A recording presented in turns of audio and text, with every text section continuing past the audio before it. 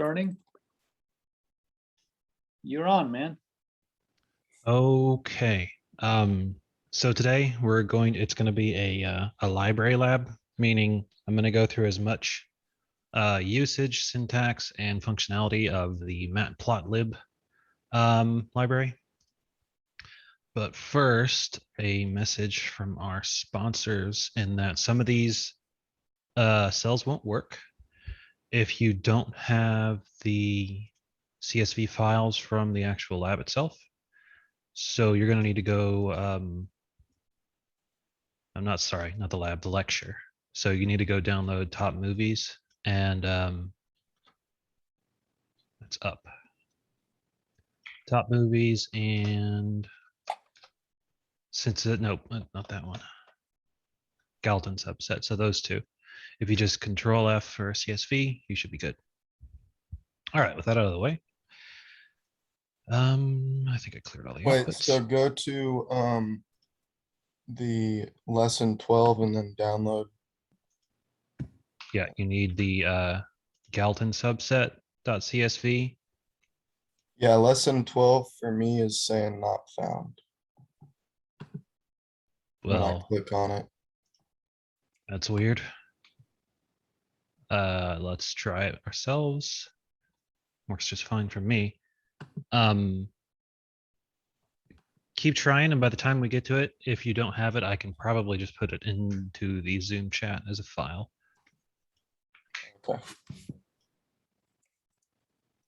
Okay. So, right, what are we looking at today? We're looking at Matplotlib library. What is it good for? Well, we've said a couple times that in data science there are a couple things that are extremely important. One is storing data, and another is displaying data.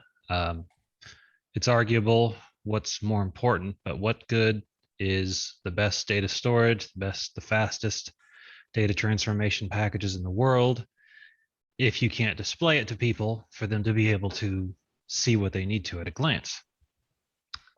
It's completely unrealistic to expect people to be able to look at tables of data of millions of lines and be able to extrapolate something. So what we have is a module package that constructs line charts, scatter plots, bar charts, histograms, and it has some other functionalities using methods from the new library and from Pandas. So these work together very well. We're going to talk more about histograms because of the visual displays. It's a little harder to get what they're going for, but don't worry about that. This lab, if we get to some of it, I'll be really high level. All right, so this Matplot library is what I'm going to call it because it sounds weird to say this. It's a collection of functions that make the Python cell or the Python interpreter work with a lot of the MATLAB functionalities. I don't know if anybody here has used MATLAB. It's extremely good at visualizing large amounts of stuff, functions, data, all kinds of things. Each pyplot function makes some change to a figure, i.e. it creates a figure, creates a plotting area in a figure, changes some parts of the figure, plots some lines, change the color, so on and so forth. So we're going to be looking at a bunch of those. In the pyplot package, various states are preserved across function calls, so that keeps track of things like the current figure and plotting area, and the plotting functions are directed to the current axes. You can change what the axes are. I haven't done a three-dimensional one in the one I've tinkered with. I do know that in MATLAB, let me pull the tool here. In MATLAB, you've got your three-dimensional figure, and you can actually click and hold and it'll be able to rotate around. I don't know if this one can do that, but I would assume it can. But that is more for, I'm sure there's plenty of uses for 3D figures in data science, but not what we're looking at today. We're looking at the basics. And what's the most basic of the basic? A bar graph. Something worth noting. I was actually reading on something about this myself for a job about RESTful API. So this is the topic here is very important. It's that data is not always numerical. Data isn't always just going to be some number you've got. It can be anything. Your data can be music, audio files. It can be places on a map, images, different kinds of images. They can be people. They can be groups of people. It can anything you can think of that you might want to tabulate can be data. So as I said, one of the easiest representation methods is using a bar graph.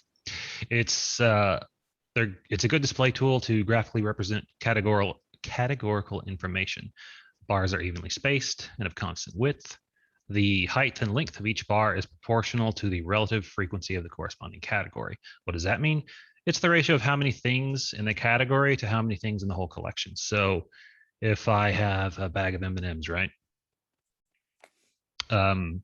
There are, let's say, 5 colors, and like things can only be of those 5 colors, and I know how many are in the bag. So if there are half the bag is blue, then the bar for the blue M&Ms is going to be half of the entire height of the graph. Here we have an example. So what are we looking at here? Well, we have a dictionary, and we have 16 chocolate, 5 strawberry, and 9 vanilla, which would give us 14, 16, 30 total. I'm assuming these are ice creams because those are, well, obviously the variable name. This is why descriptors are important. So we've got a dictionary of ice creams. There seem to be 30 of them. We're going to import our Python plot library. And as you can see down here in this lower one, this is another common, remember how we saw pandas as PD? We're going to be using pyplot as PLT a lot because this gobbledygook is easier to use as a 3-letter replacement, but everything else is going to be the same. So what are we going to do? We're going to make a list of the keys out of our dictionary, and we're going to make a list of the values out of our dictionary. So now we have 2 lists, one with keys, one with values. So one with chocolate, strawberry, and vanilla, and one with 16, 5, and 9, and those should be respected in that order. Then what are we going to do? Well, we're going to use our pyplot, and we're going to make a figure. It's going to be of size 10 by 5. And then we're going to call a bunch of these functionalities. What are we saying here? I'm saying I want to make a bar graph. The things we want to put into this bar graph are my flavors list, my cartons list. We're going to make the color maroon, and I'll make the width 0.4. I'm going to set an X label, I'm going to set a Y label, and I'm going to give it a title, and then I'm going to show it. So let's run it. Okay, we've got our current ice cream storage. This is our title. We've got the number of cartons in stock. That's the Y label, and we have flavors. This isn't strawberry flavors. It just so happens to be just below it. So as you can see, we have chocolate at 16, strawberry at what looks like 5, vanilla at what looks like 9. Cool. So let's do that again, but we're going to use the shorthand, PLT, and we're going to change color. So I set the color to orange, and as I did before in the last lab, this can be pretty much anything that's built in, or you can try to use a hex value. I'll just try to 3, 4, 5, 6. I think this will work. Nope. I think maybe I'd have to put a symbol before it, but let's say that we were really interested in what we needed, how this color functionality works. This is a great way to segue into just looking into documentation. We would want to look at the pyplot bar function and see all of the arguments. It's not terribly important what the color can be right now, but it might be. There actually, this does happen later in the lab where I did have to look something up because it was important. So documentation, good. All right. So this is a little easier to read because we're using the shorthand. What's the shorthand? It's our plotting library. That's all you need to know. It is our plotting library. Okay. So we've made our bar graph out of 2 lists. that we started with a dictionary. What else can we do? We can also use pandas. So now we have pandas and pyplot working together. So let's try doing that. I have another dictionary here. It's just like the one we had above, except I'm putting my axes into the dictionary rather than specifying it later. So I'm saying my dictionary consists of flavors and number of cartons. So chocolate's going to correspond to 16, strawberry to 5, vanilla to 9, so on and so forth. So now I've got a dictionary. I'm going to make a data frame out of it. And we'll take a peek at what is the first 5 rows. There's only 3, so we see everything. We see flavor column and number of cartons. Does anyone remember these columns are a specific kind of data structure? Does anybody remember what they are?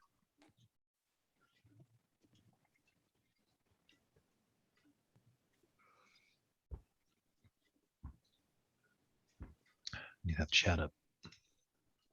It's because of what they are that adding columns is easy and adding rows is not. No, they're not keys, but I can see why you would say that, because the keys are the column name. They're series. Remember when we were using NumPy and Pandas? Those are the data structure for those things. So the entire column is a series. That's why it's easy to add columns, and it's a little more difficult to add rows. So this is what our data looks like. And then we're going to use the, we've got a data frame here, part of Pandas. And the Pandas data frame has a functionality to make a bar plot out of it. So let's do that. All right. Now this looks kind of strange.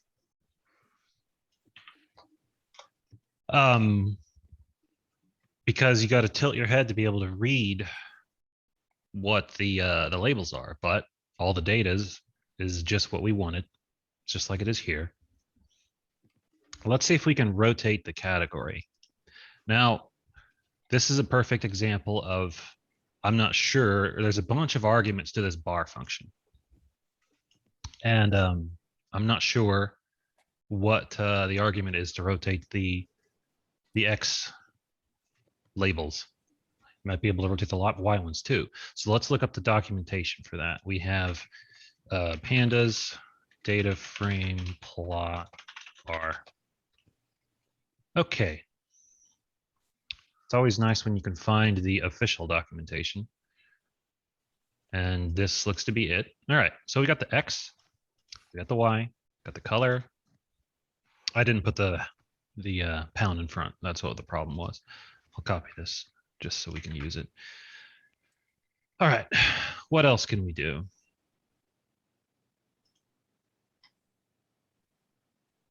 There's one, I already know what it is because I looked it up earlier, so I'm looking where we might find it.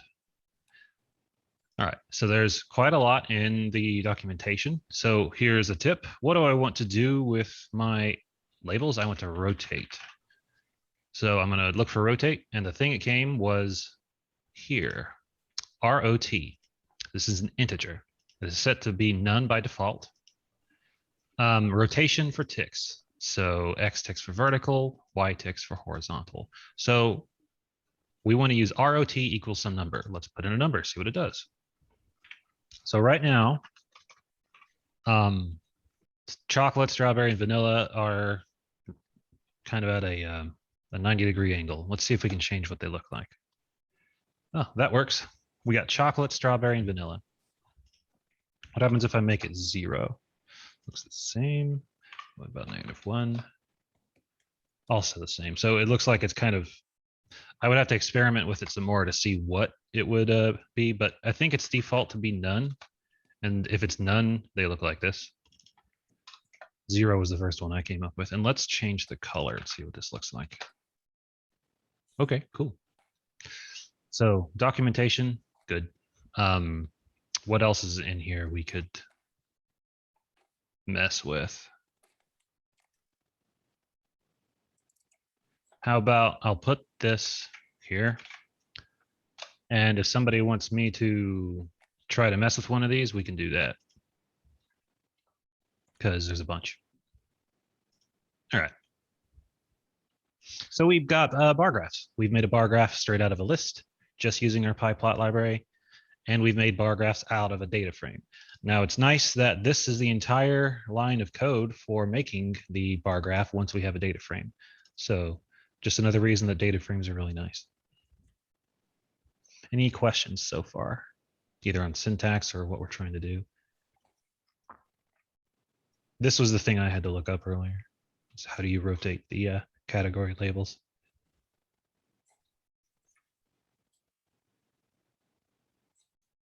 All right. So consider the data set called data right here. We got C for 20, C++ at 15, Java at 30, Python at 35, which lists student count by programming language in some school. We want to produce a bar chart of number of students in each language, where language is the classification and student is the variable. I didn't write this. I'm assuming, since it's an example, it's not an exercise, that we're just going to read through it, but we can always come up with more. So we're going to use NumPy, and we're going to give it the NP moniker, and we're going to use pyplot, and we're going to give that PLT. First thing we need to do is create the data set. We're just making a dictionary out of it, and we're going to do what we did earlier and make lists. And then after that, we're going to use our plot at PLT, and we're going to make a figure just like we did before, 10 by 5. And then we're going to do exactly what we did before and plot it. Now, okay. Now here's something I want to do. Just like we saw before, this is quite a few lines to do what we saw. Where did we use NumPy? Let's see it.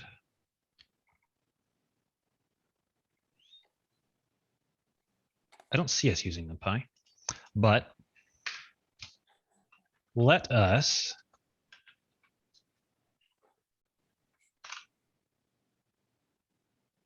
remember how we made our data frame instead of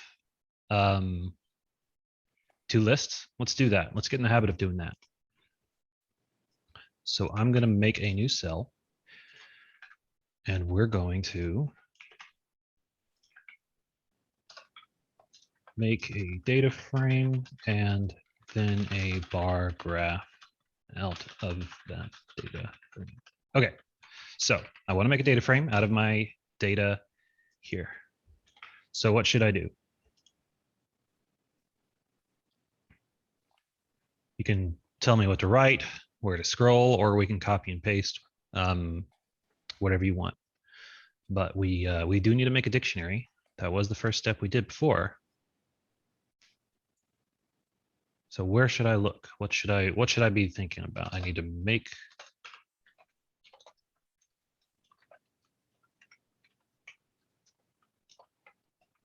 a dictionary for my data. Can you scroll up just a little bit? Sure.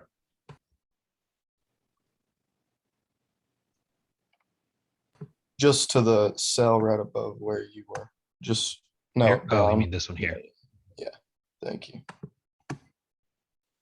So Cole says to do pd.dataframe on data, which technically that'll work because this is here, but it's not actually in our data yet, or in this program, because we're assuming this one ran.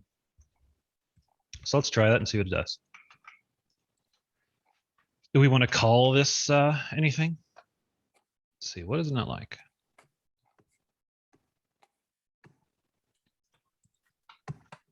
Something about that is not happy with.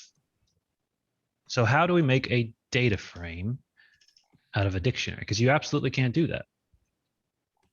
And the issue is that this dictionary is not quite the format that the data frame method is expecting. Now, what method might it expect? Well, it needs to look kind of like this. Call one name, stuff.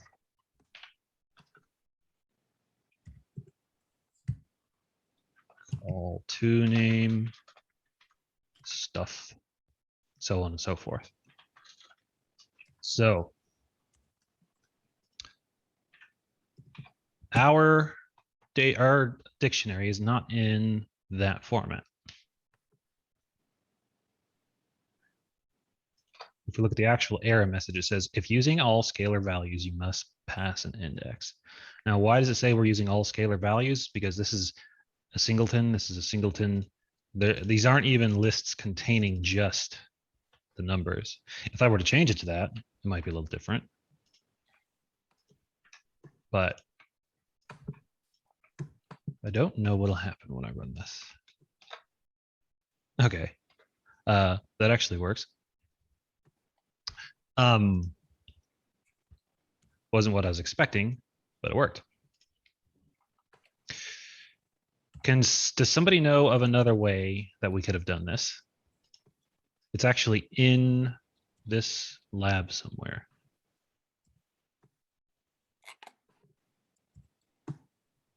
It's right here.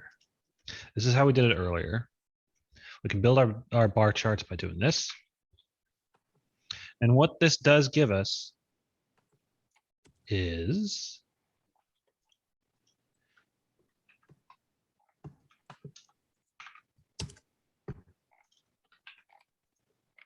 the advantage this gives us is it gives us the correct column names.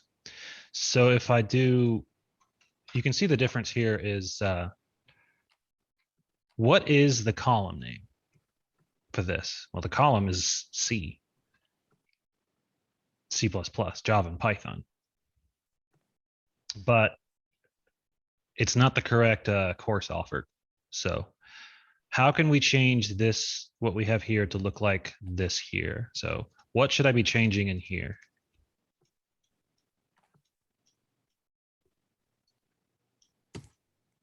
Because we want to be using data. What do I need to change to make it look like this?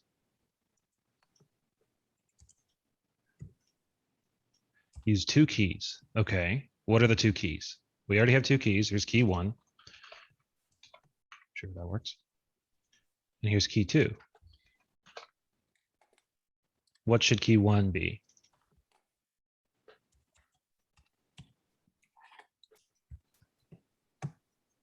Columns name. Yes, that would be courses offered. All right. What would this one be?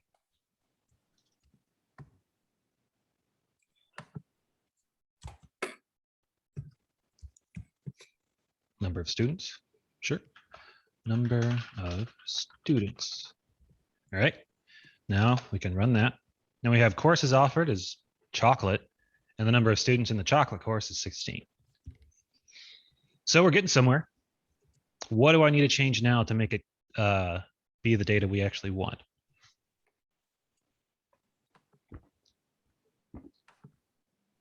I want to take a course in chocolate. Isn't it just C, C++, and then Java? Yes, that and Python. So we have C, C++, Java, and Python. And then here we're going to have 20, 15, 30, 35. Oops, it's a period, not a comma. All right, so we're almost there. All we need now is our line here.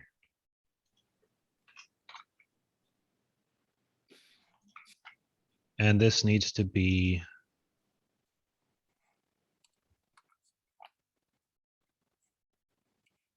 a variable, right? We are making a data frame, so my data frame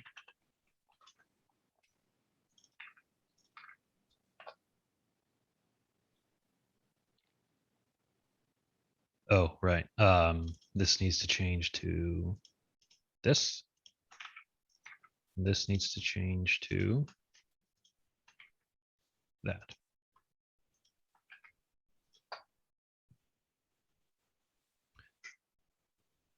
Extra quote.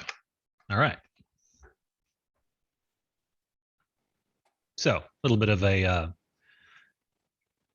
digression, but we need to be getting into the mindset of using data frames. So if clear output,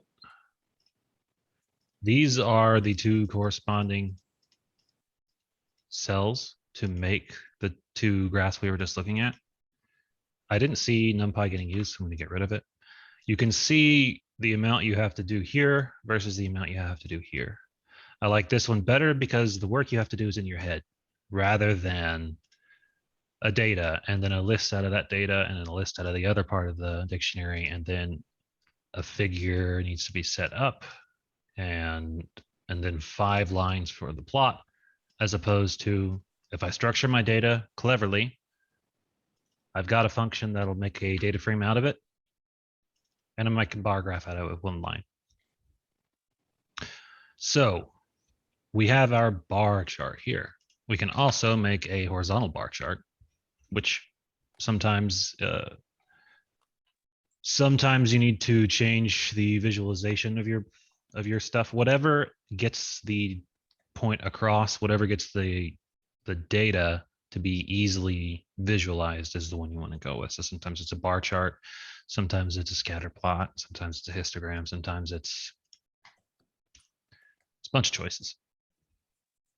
Okay, so those are bar charts. There's a bunch of arguments in here that we can mess with to change how it looks. You can change the spacing, you can change how thick the bars are, so on and so forth. Bar H is the same thing, except it's going to be horizontal now instead of bar. That's the difference. All right, let's take a look at line charts. So a line chart, or a line plotter graph, is a type of chart which displays information as a series of data points called markers connected by straight line segments. It's a basic type of chart common all over the place. It's similar to a scatter plot, except that the measurement points are ordered and joined with straight line segments. A line chart is often used to visualize a trend. Thus, the line is often drawn chronologically. X spacing can be tricky. Hence, line charts can unintentionally deceive, so be careful that that is the appropriate chart for your application. So you'll see sometimes that you'll see a chart where you've got points that make a trend, and you draw a line between each one. These are supposed to be straight. But the thing is, the distance between here and the distance between here are not always the same. And some people abuse that to try to make it look like something it's not. So let's take a look. We have a data frame that's going to be looking like this. So we've got time and speed. So in 1 second, our speed is 3 meters per second. At 5 seconds, our speed is 30 meters per second. So we're going to make a list, 2 lists, and we're going to make a figure out of this, just like we did before. And what are we doing now? We're making a plot, time versus speed, and we're going to be using a V marker. I'm not sure what all the options are. We can change it if we want. Maybe that'll work. Hey, look at that. Made it red. We can change it to whatever we want. But what we have is an unlabeled elapsed time versus speed in meters per second. So this is at 3 seconds. We're going like, how fast are we going? Just over 10 meters per second. Looks like about, I guess it's 12. So this is more useful than what we were doing before.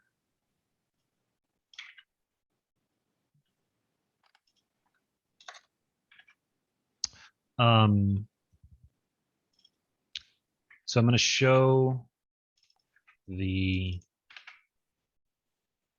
bar graph of this. And then I might have to make this into a separate cell. So this is going to be time elapsed in seconds. And this is going to be speed in meters per second. And this is going to be speed over time, I guess. I'm pretty sure I'm going to need to put that in a new cell. The reason I'm showing you this is so that we can see what method you choose to display your data influences how quick the reader can get the point of what you're trying to show. If I'm trying to show there's a trend in the speed going on here, I can see the curve very easily with a line plot. It's a little harder to see that this same curve exists here, but it's there. So if the thing you're trying to get across is this line, this changing line, maybe a line plot would be better than a bar graph. All right. What else can we do? Well, if we have a plot like this, we can do something called a linear fit. What we want is a line that best fits this here. It has to be straight. So if I take a line and I put it on here somewhere, I'm not saying I have to start from right here, but if I get a line, is that the best fit? I don't think that's the best fit. Is that the best fit? No, probably not. That's closer. That could be a good candidate, but what straight line is the best fit for this plot here? Because this one is kind of easy to see because it's a nice curve. But if you've got something,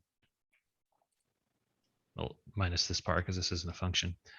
If you got something like that, the best fit line can be kind of nice to see because it might not be as visually easy to infer just from the plot itself. But we can automate this. And what we want is a function y equals mx plus b such that it fits here. Alrighty. Now we're going to manually set that to, we're going to have a line with the slope as 7.6 and a y-intercept of 0. How did we come up with this? Well, if you look at this data here, the y-intercept is 0 because that's the value we have for 0. And then what's the slope? Well, you just have to take the change in, so luckily the change in the x is 1, so that makes things easy. And then you take the change in y. So there's a change of here from, that's 4. So I guess I can just do it. I'll put it here. So the first change is, so 0 to 3 is 3, and then 3 to 7 is 4, and then 5, right? 7 to 12 is 5, and then 12 there is 8, and then 10, and then 15.6.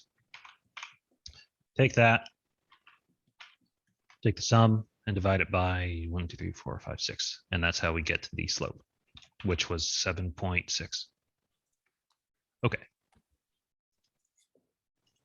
So we have what we have manually calculated to be the line we want. Set the slope, set the intercept, and what I'm going to do is for every part in my time, I'm going to append to my series using my slope and my intercept. So slope is 7.6 times the first spot in my time. So that's going to be 0 times 7.6 plus 0, and that gets us 0, which is this value here. Okay. And now we plot that one as blue, and we plot speed as red. And again, we can change this to whatever we want. I don't think you can put a marker on a line like this. We'll try. Oh, hey, look at that. I guess that makes sense. Yeah. We can change a whole bunch of stuff. Wonder what happens if I do this. Width And why am I tinkering with this? Why does it matter? Because at some point, you're going to need to, hey, I need the line width. I've got 10 lines plotted, and I need to emphasize one of them. Well, there's only a way I can make it wider. Well, there is. And that's why it's important to tinker. Wow, that is a wide line. Okay. All right, so this is using the y equals mx plus b with the static 7.6 and slope, or I'm sorry, the intercept 0 and slope 7.6. Can we do better? Well, we can try, like what about this is not super great? Well, every point on our fit line is above every point on our speed line. Now, what is wrong with that? Well, the best fit you can come up with is one that minimizes this area. So think of it like an integral. This is the area under the curve. The smaller that is, the better. That means the line. So a perfect, if my plot has a line, what's the perfect fit for this line? Well, it's the line itself. And what's the area under the curve? 0, because the line is its own best fit. So that's the perfect scenario. We're almost never going to get that, but we can get closer. If I had time, I would actually compute what this is and show you that this one's going to be smaller. So what are we going to do here? Same thing. We're going to set the intercept to -8 this time rather than 0. So what is that going to do? Well, if you remember back to, I don't remember, is it algebra when you start doing these things? If I move the y-intercept, all it's going to do, I think it's a different blue. All it's going to do is move the entire thing down. The slope's not going to change. If I change the slope, let's say I increase the slope and keep it here, then it would go up. If I decrease the slope, it would go flatter. So I'm going to move the slope down, do everything I did before. Let's see what this looks like. Interesting. Would we say that is better? Well, as I said before, there is actually a way, and this, I see what he did here. He made the line with a 0 so that this, there is a line here, it's just with 0. So it looks just like the points. And again, I don't know what all you can change these to. Let's see what you can do. You can do that one. I wonder if just any random, no, that doesn't work. So there's a preset number of characters that represent things you can do, like this will be a cross. But as I said, if you really wanted to know if this one's better, well, I'm actually going to change the line width. All right. So if you actually want to know if this one's better, what you would do, calculate this area, and this area. I'm using my mouse, so I can't draw very well. Calculate those areas, compare it to this area, and see which one's smaller. And generally, let's say you were in the business of getting the best fit. You remember when we tried to approximate the, I think it was either digits of pi or square root of 2. Before you start this process, because you'll go forever if you don't do this, before you start this process, you have to say, I want to get within this much. So you say, I want to get within, I don't know, 10 decimal places. So if I keep doing this and every time I get to a point that the 10th decimal place doesn't change, you're done. Good enough line fit. But that was a kind of long-winded way to say that this one, it's okay, but this one's better. All right, so that is a line plot. Let's look at its close cousin, a scatter plot. What is the scatter plot good for? What it does is, think of a line plot, but instead of there being any sequence to the line or to the points at all, there isn't one. It's just the points. What is it good for as opposed to a line plot? Well, it really is kind of self-explanatory in that this is a sequence of things that happened. And a scatter plot, it's a bunch of data. They may be correlated, maybe not be. It's using Cartesian coordinates, so usually x, y, sometimes further x, y, z, so on and so forth. What you'll do is you display your values, typically 2 values for a set of data. So like median income versus, I don't know, square footage of the house you can buy. If the points are colored or coded, not colored, you can do more than just one thing versus another. You can do one versus, so medium income versus square footage, and then medium income versus, I don't know, stories in your house, stuff like that. The data are displayed as a collection of points, each having the value of one variable determining the position on the horizontal axis, and the value of the other variable determining the position on the vertical axis. You'll see in a minute what these are really useful for. Why would you want to have your points coded? I think the example I use is probably not best because I was changing the output value rather than the input. So let's say, well, I'll just let the example speak for itself a little bit later so I don't have to sit here and think of one. Let's see, a scatter plot can be used either when one continuous variable that is under the control of the experimenter and the other depends on it, or when both continuous variables are independent. What does that mean? I don't know how much statistics you guys have had. I think this is a freshman course. So the best thing to note that if I have 2 coins, right, or 2 dice, whatever, how do I know they're independent? Is if the outcome of one does not affect the outcome of another. Generally, I guess I can't say this, but you will not always have variables that are independent. Sometimes that can be very rare. But when they are, you can use something like this. If a parameter exists that is systematically incremented or decremented by the other, it's called a control parameter or independent variable, and is customarily plotted along the horizontal axis. So that'll be your x. What does that mean? That means that the other variable is independent. Meaning the first, let's say my coins are magic for some reason. And if my first coin lands heads, then the second one will always land heads. But if the first one lands tails, then the second one, it's heads or tails.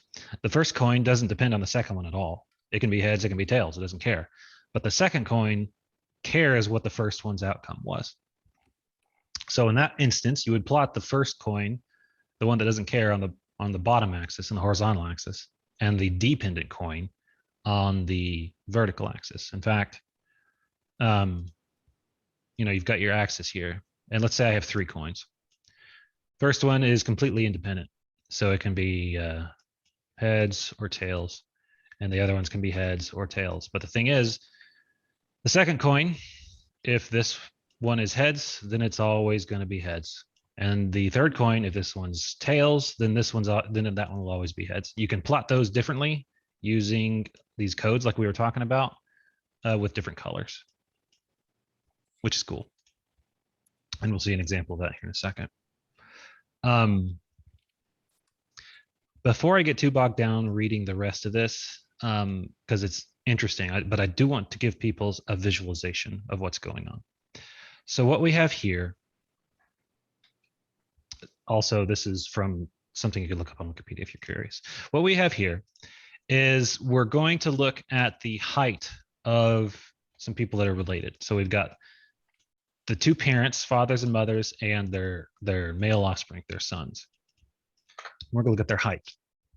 So what we have is a recording of height, I'm assuming at adult age. We have the father, the mother, and child. So basically at the point where they stop growing and before they get smaller. So we're going to make some lists. We're going to make, the this is why I was saying you need that CSV, because what we're doing is we're going to use the read CSV, make a data frame out of it. And Yeah, where do you get that again? From the lesson12.html. Are you still having trouble getting it? Yeah. All right, so I will try this, and I don't know if it'll work.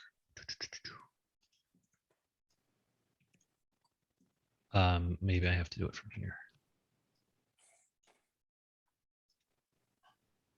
All right, so I put both of those in the chat. Hopefully that works.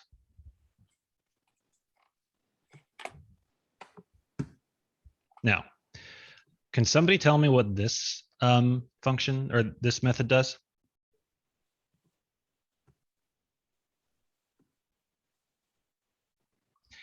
That's correct. It gives the top 5 values listed in or just in order in the data frame. Does that mean how many? What does that tell us about how many elements there are in our data frame? There's at least 5, but there's actually quite a lot. So don't think that there's only this many points. Weird. Can anybody see the files I put in? I put 2 CSV files. I can, but they're not working. It says I need an administrator. Administrator to obtain permission. Oh, it probably means you got to be admin on your machine. So here's my 30-second diagnosis for that. If you are the administrator on your machine, probably close Zoom, and then we're going to restart it, but you're going to right click and run as administrator. If you're not the administrator on your machine, follow along with me and I will get you the files in an email after the lab. So that's a good question. The question is df.head a descriptor method? Does anybody know the answer to that? That's a great question. The first thing we would have to know is what is a descriptor method, so we can say when something is or isn't. So can somebody tell me what a descriptor method is? I believe that's in the previous homework that will be due next Wednesday. So this is in your best interest. Okay, so another thing I saw is that we're not just looking at sons, we're not assuming gender at all. Okay, the question is, what is a descriptor method? That is the question of the minute. What is a descriptor method?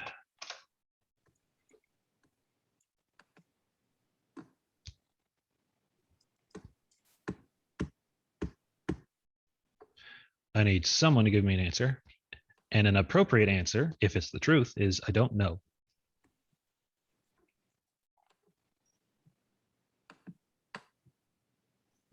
Since this is in the homework and is likely to be on an exam, this is worth sticking on. So we're not going to move on until we do this.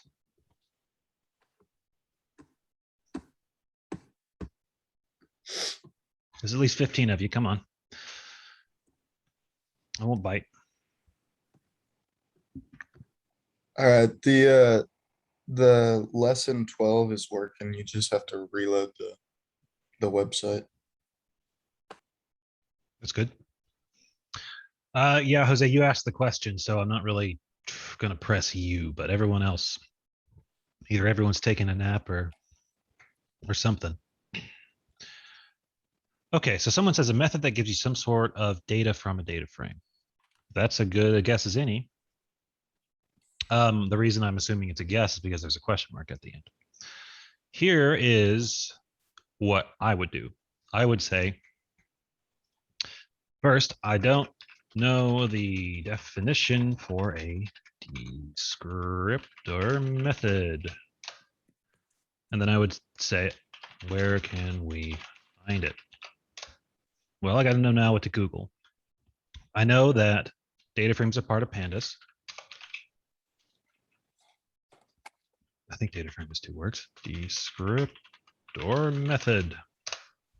And I'm willing to bet $5 that this is in. I'm not actually going to do that because we're highly not allowed to do that. But hypothetically, in the world in which we were betting people, I would. But this is in lesson 11, maybe. But we're going to do, I could probably just search here, but I'm going to do pandas data frame descriptor method.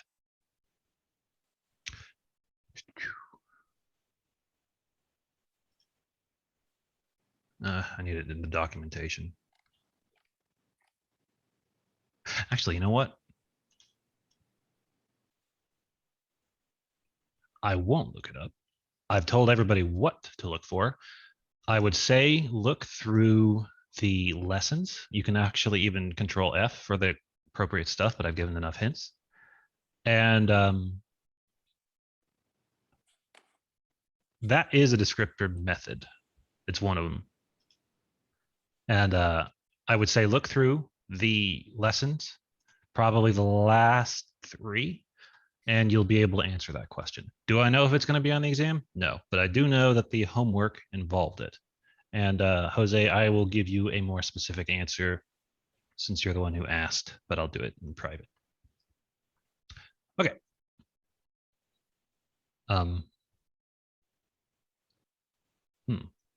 Is there a...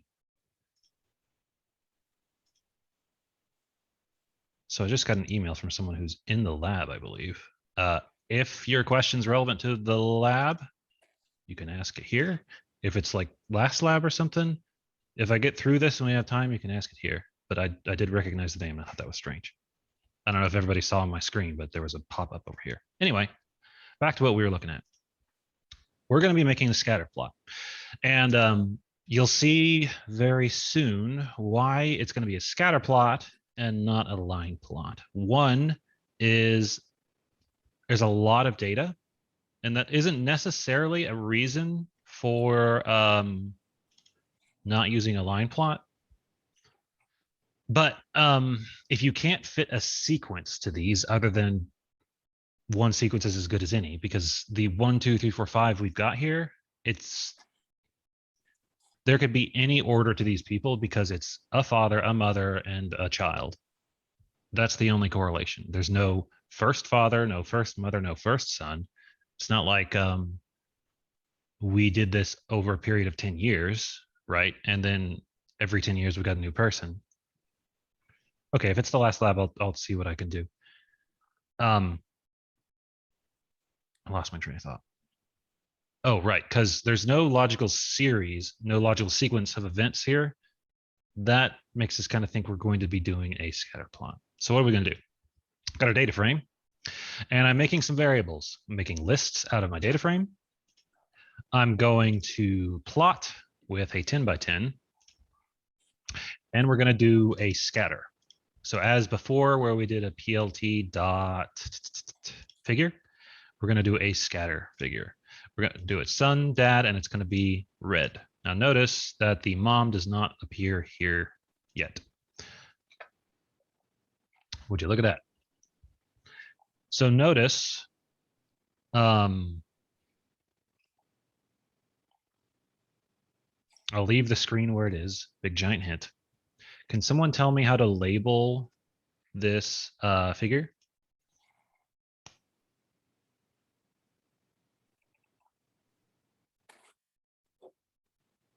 It's an argument of scatter, but I would like to have a label on this. Can somebody tell me how to do that?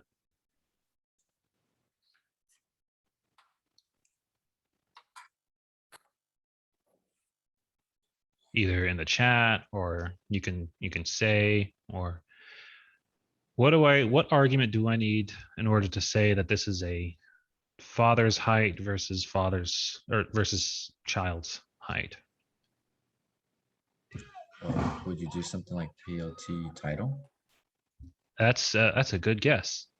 You might actually be able to do that, but there's an easier way. It's at the bottom of the screen. Yep, that'll work. The only thing we didn't get is a comma, but that was not a bad guess at all. If I were in the situation you were just in, I would have looked for the documentation on scatter. So plot scatter. This is pyplot.scatter. That's what I would have looked up, but that wasn't a bad answer at all. At least you answered, and I appreciate that. Okay, label equals, I'm gonna copy and paste, because the label is not the axis, it's what goes at the top. And I want to be able to see, oops. Oh, I didn't put the legend in, but that's fine for now. Looks lousy, need some labels. It's funny. All right. So what we have here is the x-axis is labeled with child's height. The y label is labeled with parent's height. But as we see here, that only compares two things, child's height versus parent's height. How are we going to compare three things at once? Well, we're going to code our data points. We're going to make the color for the mother data points blue, and the color for the red data points as red. Red data points, father data points is red, sorry. Now, how do you read this chart here? Well, is this in inches? I would assume so. This is 6 feet. Gotta be.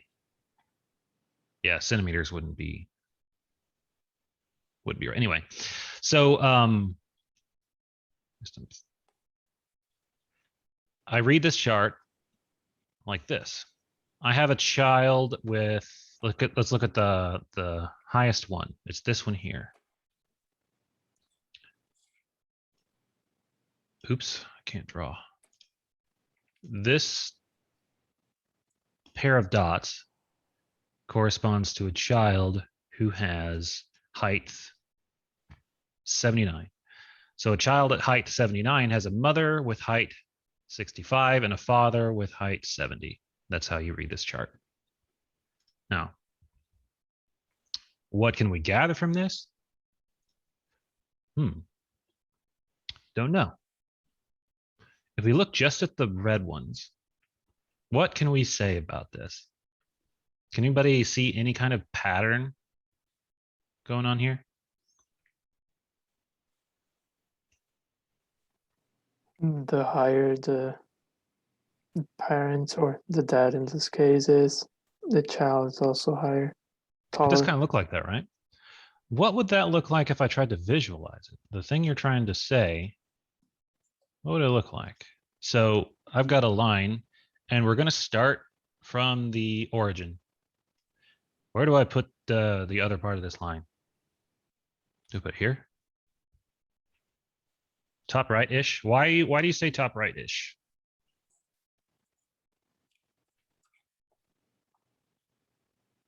Just informally in English, why do you say put it here? I'll tell you why a little more formally, but I want to see what you think. Would represent line of best fit to the middle of the data. That's very good. That's actually very good. The reason you would want the line to kind of look like this, as opposed to say this, is you take the line and then you take every point on this graph here and you take the difference between the point and the line. And so this line's going to have a number. Every point, take the difference. And this line's going to have a number. Does that make sense? You're going to have this difference and this difference plus this difference and this difference, so on and so forth.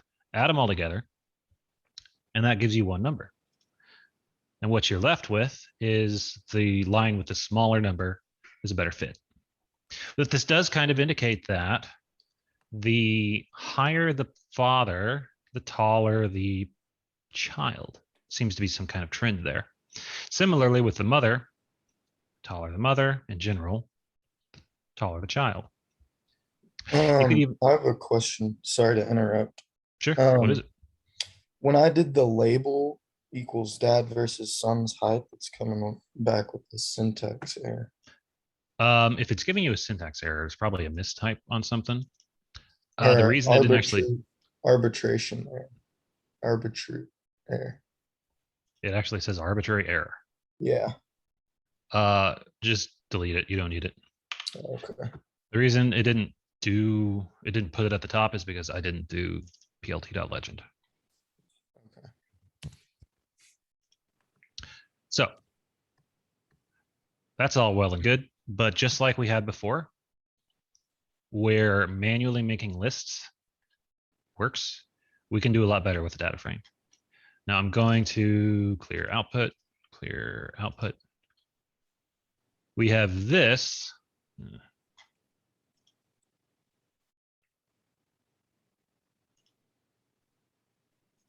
Yeah, no, that'll work.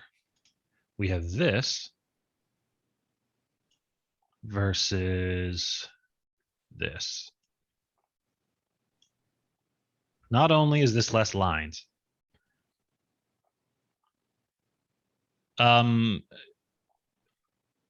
let's see. Someone says it's both Lab 11 and 12 and glitchy. Not sure if it's just you. Don't know. I would have to. There's a lot of the factors that can go into it if you aren't administrator on your machine, a whole bunch of stuff. Anyway,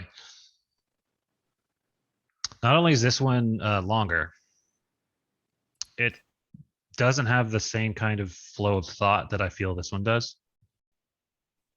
So if nothing else, one, it's shorter, and two, this is the, we'll call it industry standard for how you should think about data. So I would encourage you to try to make your plots out of data frames rather than breaking the data frame up first. But that's just my advice. All right, this is what we had before. Child versus father. Didn't put any color in, so it defaulted to that one. And then now we have this one. Okay, so that is scatter plots. And as you can see, if I wanted to make this a, I wonder if I even could.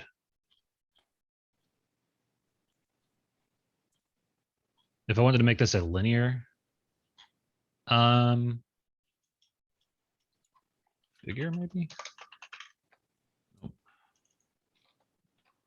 Yeah, this is that's not a very good. This data is not very good for a line plot, as you can see. So again, just like we had with bar chart versus line chart and a scatter chart versus a line chart, it all depends on which one you choose. Bar, maybe? I don't even think that'll run. Yeah, look at that. Because, yeah, that you were thinking the same thing I was thinking. So this is a vertical bar chart.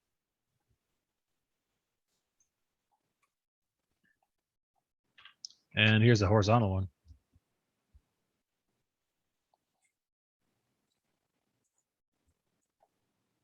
And here's a scatter.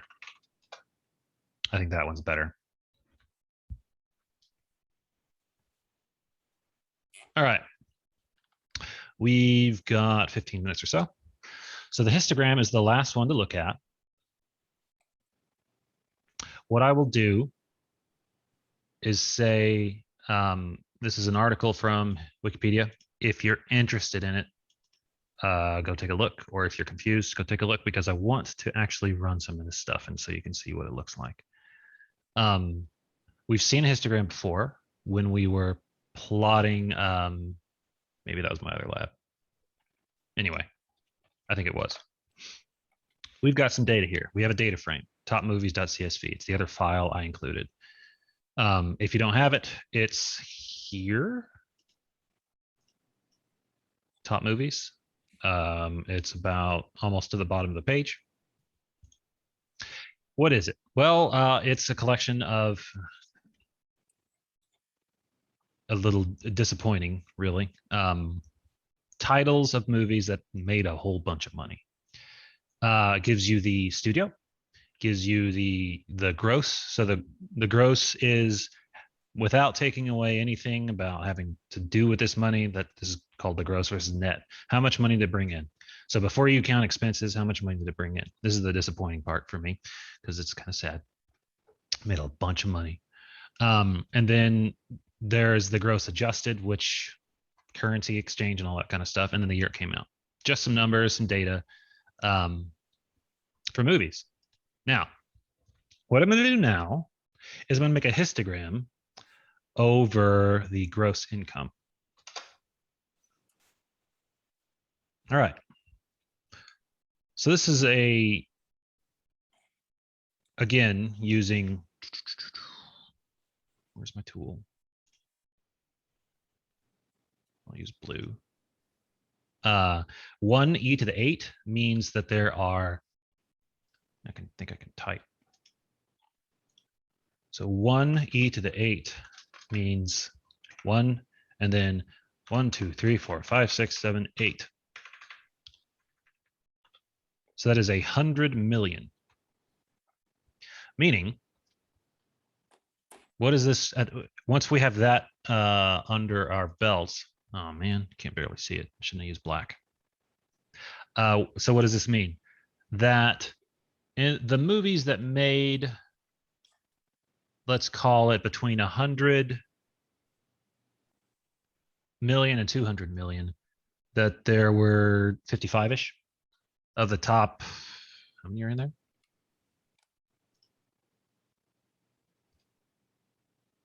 Of the top 200 movies, about 55 made between 100 million and 200 million. So what is the histogram useful for?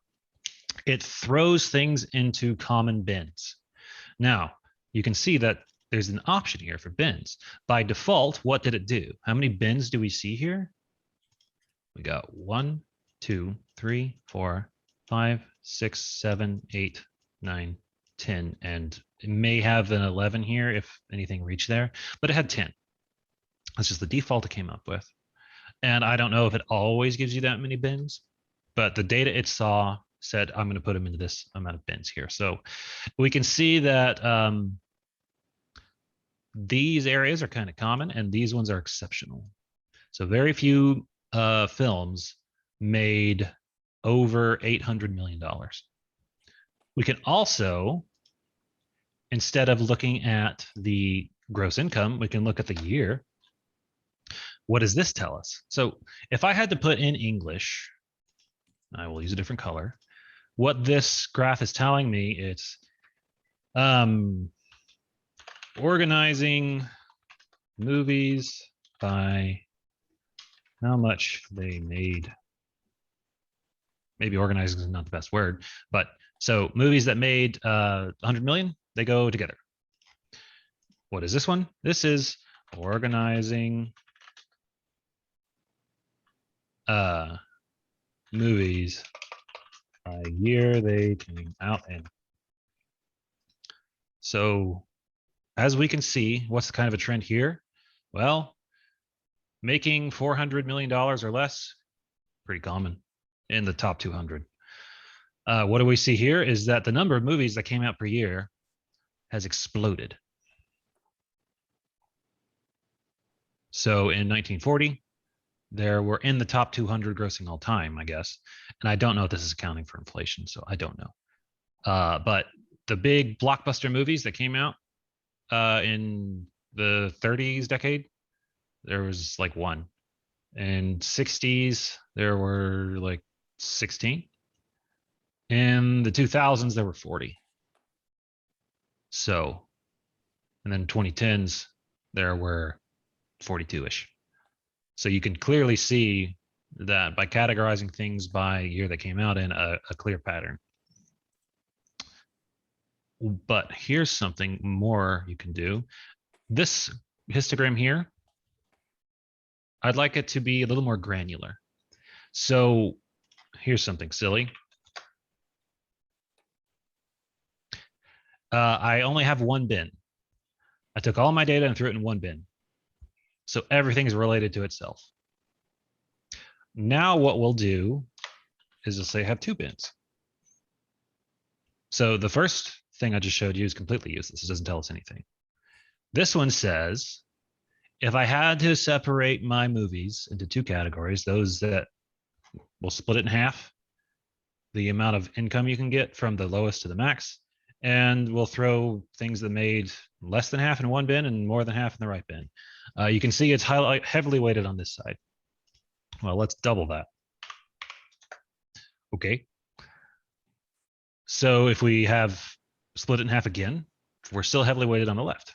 Let's double that. Kind of looking the same. We had 100 here. So this is more highly granular. And what does this show us? Is that in this plot here,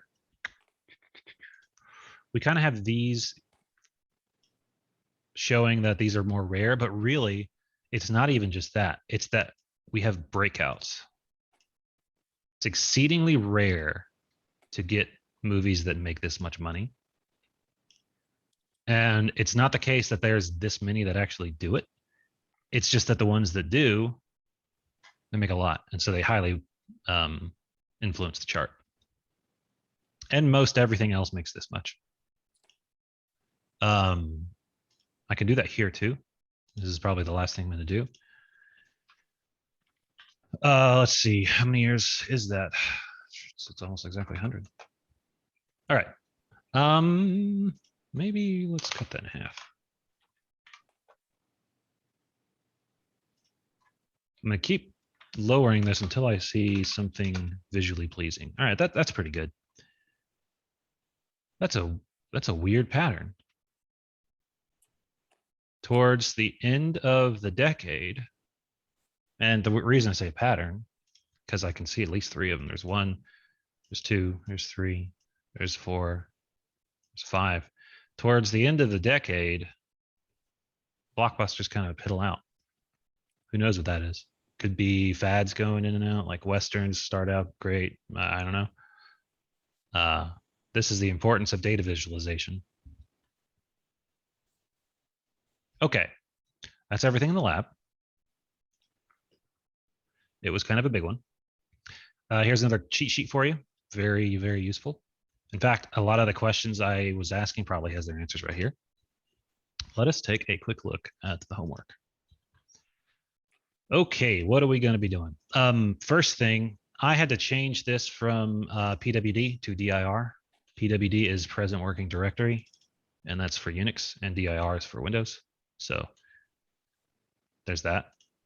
So what are we going to do? Well, we need those. We're going to make a line plot using this data. And what we want is to do it in the create lists method. What did you change that to? Got it. PWD to Thank you. DIR. Okay. So we're going to make a line plot using the toLists method, and we're going to estimate a best fit, kind of like we did last time. It doesn't have to be perfect, just an eyeball estimate. What's next? We're going to plot that using a scatter plot. From examination of the plot, estimate the speed at time t of 2.0. Again, estimate. And actually, this isn't going to be a best fit. It's just 1 point. So instead of estimating all of them, you just got to estimate one. And it's just an eyeball estimate. So you don't have to really write any code for that. And the reason you can't just look here is because, as you see, the time is not in 1 second. All right, exercise 3, same series. Plot it using a line plot as opposed to plot the speed versus time. Oh, I see. Now we're doing the second line. Gotcha. So this is actually the same slope as before, so you could probably just copy and paste. That's a nice little nugget of information for people who actually are here. So the important part for exercise 3 is getting that fit line. Exercise 4, use a trial and error to try to get a better one. So what would I say? I would say, as you're eyeballing to estimate, eyeball the so try a few lines and eyeball the area under the curve, as I was talking about. And because when I say under, this area qualifies, and this area qualifies, and this area qualifies. Any discrepancy in the two is area under the curve. That is a term from calculus. That's what an integral is. If I were to integrate these two, it would give me the distance between them, or not distance, difference. All right. So I would say eyeball the area under the curve, try 2 or 3, and get kind of close. That's what I would do. You just have to get better. You have to come up with one that's better. That's not hard to do. All right, exercise 5. Read in the data file from here. That you can copy and paste some code from the previous lab, I believe. Then produce a line plot of the counts by age for the census. X-axis will be the series age. Y-axis will be the census values for 2010. So you've got a block to read the file in, and you've got a block to run the plot. Exercise 6, using a data frame for exercise 5, which is this, plot both the 2010 and 2014 census values by age. Make the 2010 blue and the 2014 red. All right, bar charts. Consider the following data. This is, I think, the exact same data we had before. Produce a bar chart, number of students in each language, where language is the classification and student count is the variable. I think we did something very similar. And then repeat exercise 7, but use a horizontal bar chart. So if you were paying attention, you know the very small amount of keystrokes required to make that happen. Yes, when you run that, it will show everything. The reason this script is here is I haven't had anyone come to my office hours for this, which is fine. It's either really good or really bad, meaning people are having a good time or they're just not doing it. But if you were to show up, that lets me see all the variables you've got going on so that we can be sure that there's no issue. Okay, so we made it through. Everybody take a deep breath. Does anybody have any questions over this lab? And to the student who emailed me, I will look at it as soon as we are done.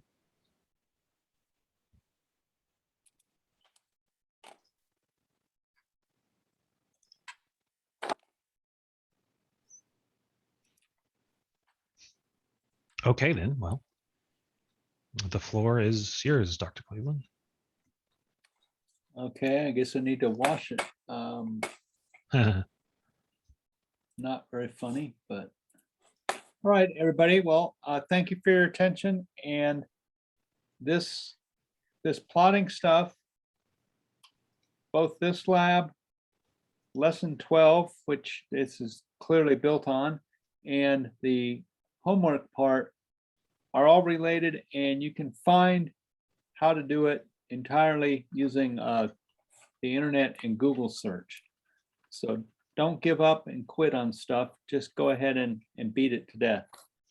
We'll be doing a lot of plotting the remainder of the semester. So it's beneficial to get as good at it now as you possibly can.